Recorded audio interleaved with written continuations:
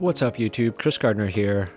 Super fast video for you today. I was scrolling through the real estate photography beginners to advanced group on Facebook, which is a pretty good resource just for conversation about, all the challenges we may face. And one of the questions that came up today was, how do you get accurate or, how do you get square footage on something like this? You can see this is a floor plan, kind of very awkward shapes. And, you'll see some answers in there about, just do the math on it. And it's really, you don't have sufficient information to do that a traditional way. Let's use some software and get fairly reliable results. So I've asked for the high resolution version. We always want to work from the highest resolution possible. And hopefully the drawing is to scale. I confirmed this. He said, this is all he's got to go with. So we are going to just make it work. So let's open it up. I found the document. It was a PDF. I exported it to PNG. Now it wants to reduce size because it's 18,000 pixels, but we're just going to keep it unchanged for now. All right. Now what we're going to do is to appropriately scale our drawing.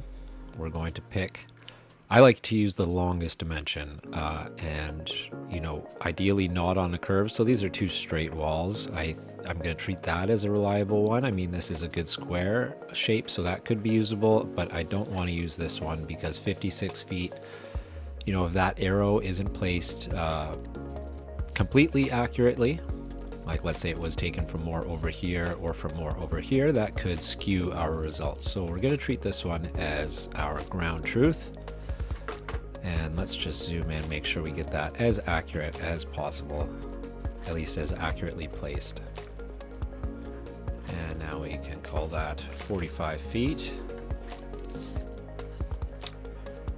And this is just asking for what's the top corner of the drawing. I'm going to leave it right there. Sometimes I change it when I'm doing multiple floors. In this case, all the floors are on a single page, so we're just going to leave it just like that. I've had agents ask me to confirm where my floor plan that I produce doesn't necessarily agree with, another listing, maybe Cubicasa or something in the same development, same floor plan. And so I always double check in this manner.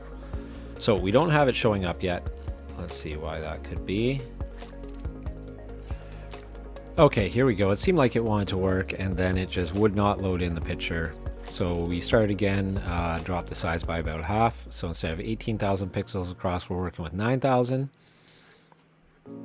And I mean, this is a tiny bit weird that we've got a bowing and what should be a straight line. So we'll just press ahead and see what we come back with.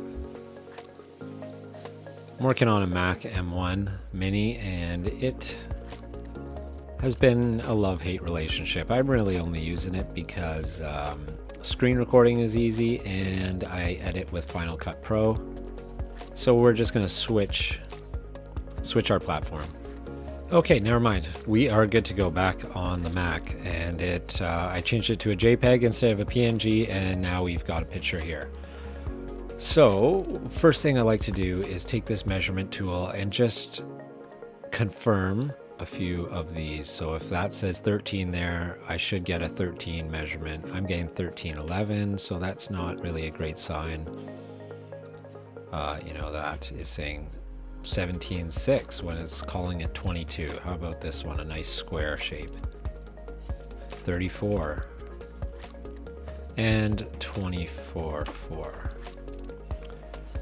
What about this one? 56 here. And we've got 52.6. So 29 feet on mine versus 26 on theirs. And again, this is an angled measurement, so if this isn't placed exactly properly, we're going to get a skewed result. 21.10 versus 22, not terrible. 16.5. All right. Well, and let's just reconfirm our original. Okay, so we got 45.0 right there. Let's just press ahead because, whether or not this is perfectly accurate as far as the floor plan goes, we can still get the picture of what we're trying to accomplish here. So what we're going to do, because we want square footage and this directly reports our square footage, is grab this footprint floor plan tool, create room tool. And this is Sweet Home 3D, by the way. I've done a couple other tutorials about how to use it. And all we want to do, and now this is also assuming that these walls are scaled appropriately, which quite likely are not. But we just want to draw along the outside footprint. And as close as you can hug to that exterior wall, let's say. And I'll speed this portion of the video up, just because no one needs to watch this. But this is ultimately all you have to do. And this one's called outside patio, so I'm leaving it out of our calculations, assuming that we don't want that square footage. And there we go. That main floor we have at 5,510 square feet. And let's go over and do these other two levels. So let's just quickly compare against this nice square room, although it's tiny. Let's see, 8'1". Okay, not bad. And there's a modifier key you can hit on your keyboard to have these. You see how it's snapping right now? If you want to have fine precision control, you can hit one of your keys on the keyboard. Will change depending on if you are Windows, Linux, or Mac. And it's extra confusing for me to talk about the keys I press because I have a Windows keyboard on my Mac. So none of the names are correct. And there we have it. So I've got 1808. Let's go like this. So I've selected all these, and I'm just going to make the text a little more legible for how big I know that this is going to print on a page. And I'm going to send this to my fellow real estate media provider in the group as a PDF that they will then be able to share with their client. And I'll also let them know that some of these measurements did not quite line up perfectly. And, you know, and we'll just do a quick addition on the calculator. 5510 plus 1808 plus 79 plus 79. 7,476. So I might tell them that 7,000 would be a reliable square footage, but there was some discrepancies in the data. But if you're working from a better produced floor plan, it should be easier to get a more accurate measurement. Anyways, that's all for today. Thanks for watching.